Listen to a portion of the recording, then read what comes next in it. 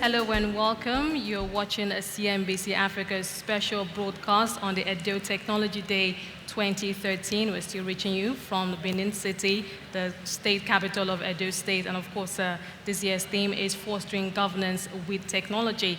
For the next 45 minutes, this time we'll be focusing on the topic education at the brink of digital revolution. Let me take this time to introduce to you my panel of esteemed experts to my immediate right. I have Mr. Stanley Eke. He's the chairman of Xenox Group. The company produced Nigeria's first internationally certified branded computers. We also have on the panel Bambo Basharun. He's the director of ICT in Osun State and project director of Opoimo. I'm sure some of you or many of you are familiar with that project. Also on the panel, we have Toyin Oloniteru. He's a director general, ICT office of the governor of Ekiti State and was a member of the Presidential Broadband Committee to develop strategy and roll out framework plan for broadband access in Nigeria. Also with us on the panel is Professor Ngozi Osaye, a former commissioner for education in Edo State. She served as a member of the Presidential Task Team on Education in 2001, where she's a staff of the University of Lagos in the Department of Educational Foundations, where she served as head of department between 2006 and 2008. We also have on that list Toyosi Akirile. She's the founder of Rise Networks, a private sector funded youth interest social enterprise in Nigeria, where she's an alumnus of the U.S. government's prestigious International Visitor Leadership Program and is a recipient of numerous awards. I also have on the list Oshone Ikazobo. He's the founder and CEO of Nige.com. He has a vast entrepreneurial experience from different industries. He has successfully executed a number of projects, most notably projects for the Nigerian Stock Exchange, the British Council, and the development of IT hospital management software. Thank you so much for being on this panel. Well, of course, we're looking at education on the brink of digital revolution. Let me start with you, Stanley. Obviously, we've made so much progress in our education sector, but looking at what we've seen in the media recently, especially in the last couple of months, so many challenges. We are looking at labor issues. We're looking at lecturers still, not very happy with, at least in terms of their take-home pay, their wages. They're still not happy with the government. So we're dealing with that on the side, and we have to also focus on moving the education sector forward in terms of keying into what other countries are doing, especially in the developed countries where they're aggressively integrating ICT into the education system. Your thoughts? I work for a company that believes in deploying platforms for knowledge acquisition cost effectively.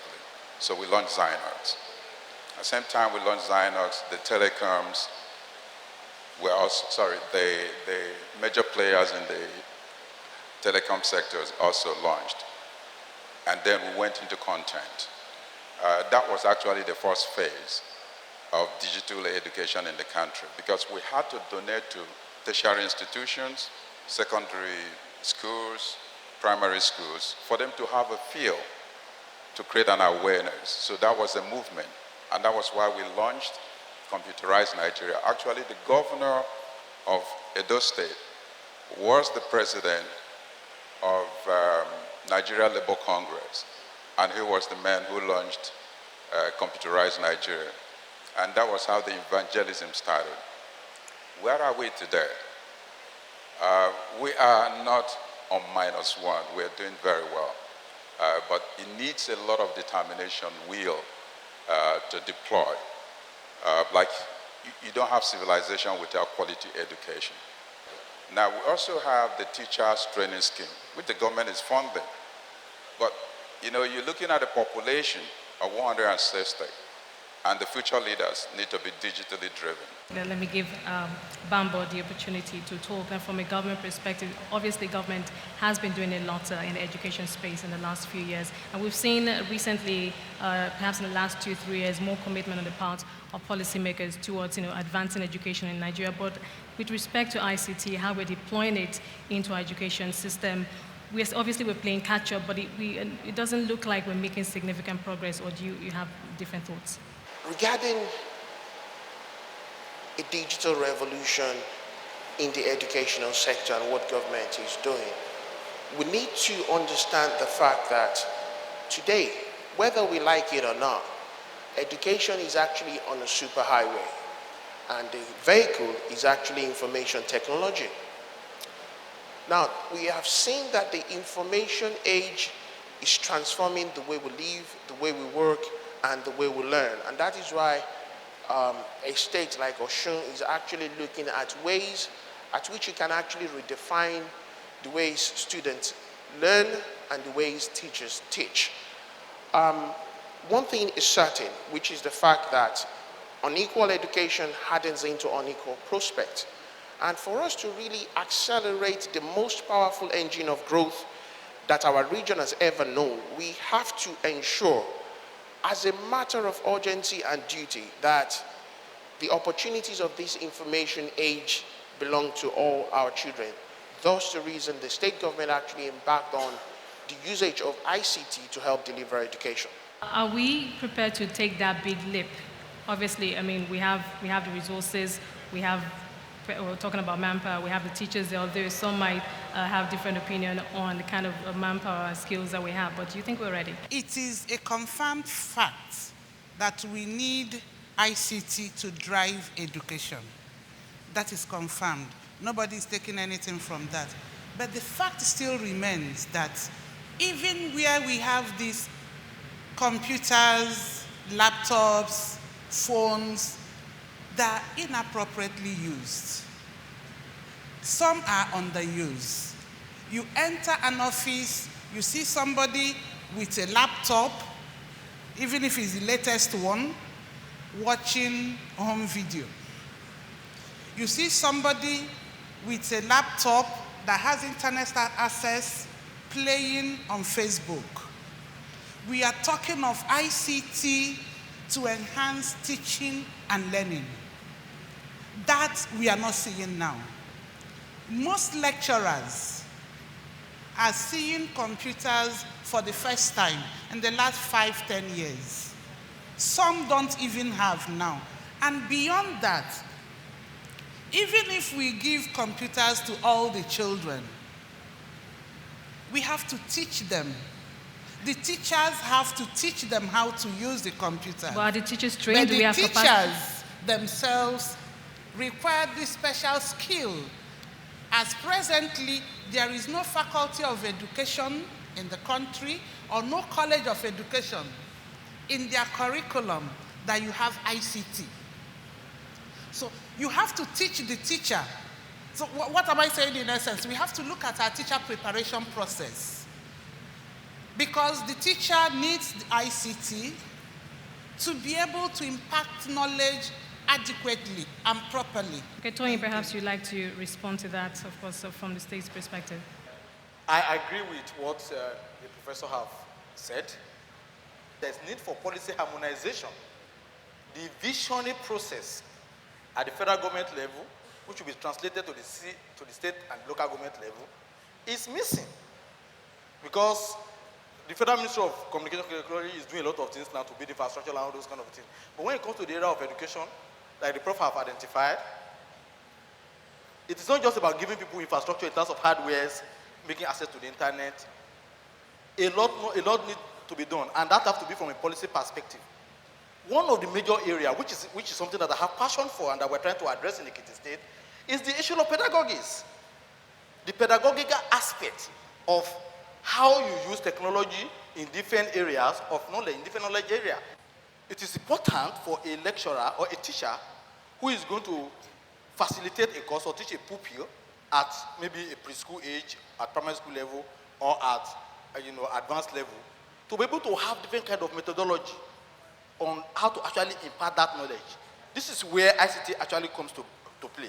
So what I'm saying in other words is that there's need for there to be policy harmonization between the Federal Ministry of Communication and Technology and the Federal Ministry of Education, so that, like the prof have said, the NCE level, the education there, these things are introduced to their curriculum.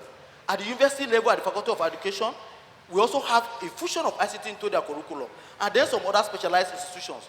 When we do that, we find that over some time, there's going to be fitting of the entire process.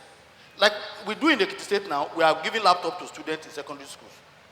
But we also have a digital transformation program where we're having an entire strategy to ensure that we also address primary schools. Then we're also addressing people who are graduates, who are jobless, who need to be employed.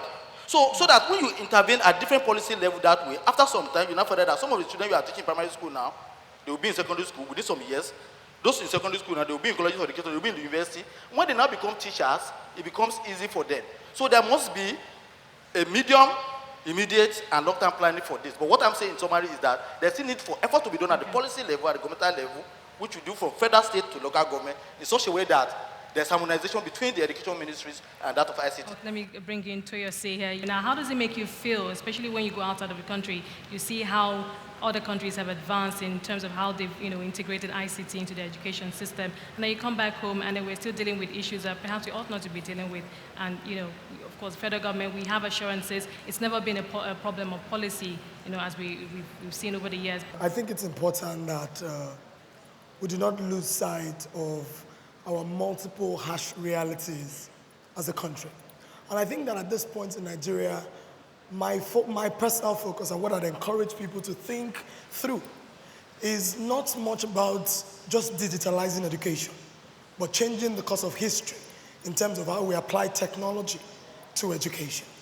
Now, I find that aside from governance, the next most important sector that requires technology is probably education.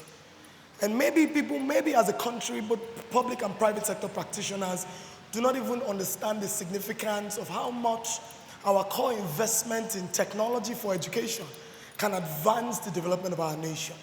Because we're building businesses, we're running for elections, we want a transparent government, but we're growing graduates who don't speak English.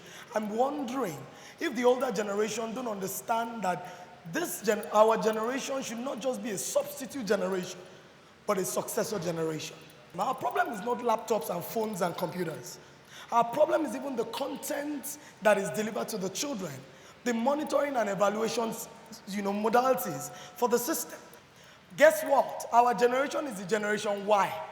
We are the youthful, very vivacious, boisterous generation. You've got to give it to us. But America is digitalizing education by putting education content in cartoons, Ben 10. Everything they teach is moral. The entire system of America today, America exports nothing but innovation. But in Nigeria, I think the focus again has to be Nigeria beyond oil, because I think that's the greatest problem. If we look at the country today and say mobile phones, laptops will be the problem. You can distribute laptops from today to tomorrow, but you're giving laptops to children who are being taught by lecturers who are computer illiterate. So how do you sustain the learning of those children? Because at the end of the day, the children cannot learn. We've got to be factual. Nigerian education is boring. There's nothing that inspires me as a young person in Nigeria to want to learn. Do you go to our classrooms? This generation is not going to learn using blackboards and pencils and biros.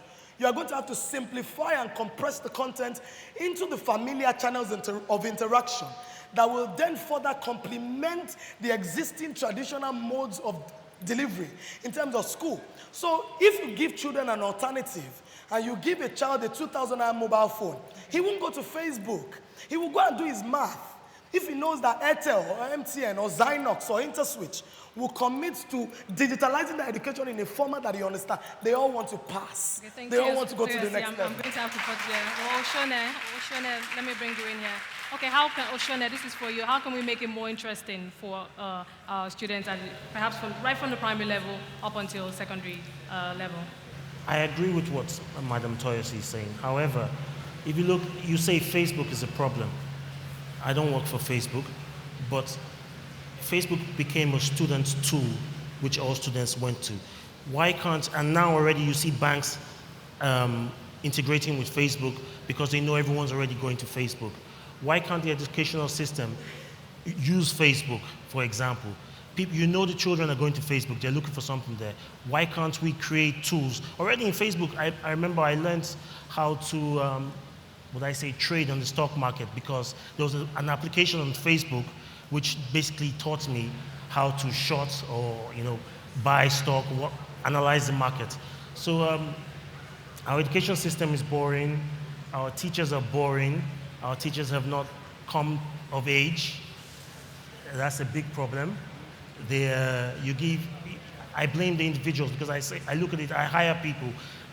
You can see two people from the same university, and one has chosen to open his mind and research and look at stuff by himself. So it's the individual to a large extent. Our teachers are too far behind. And even when we digitalize everything, my biggest worry now is America and the Western world are ahead of us. Everyone now, go to offices, everyone is doing online courses to Americans. So we're still sending our money outside. We're still not doing education here, because it's still, we've not reached, we're still blackboard. Okay, Professor, so many fingers are being pointed in the direction of the teachers. How can we fix the teacher problem? Unless we don't want to face the truth. Our education is boring, but it was good enough for you to get when you got it. But that doesn't mean that we have to continue like that. That is why I'm saying we have to, first of all, look at the teacher preparation process. It's not a policy issue. Looking at it, is it something that's before the federal government or those the No, relevant it's authorities? not there. I'm raising it as a challenge. It's not there. No. Because, like I said earlier on, nobody who is going to teach in the school is a teacher that has passed through a university or a college of education. And that teacher has spent 3 years or 4 years without being taught what it means to use visual aids. Visual aids is cardboard, not computer generated and computer adaptive assisted way of teaching.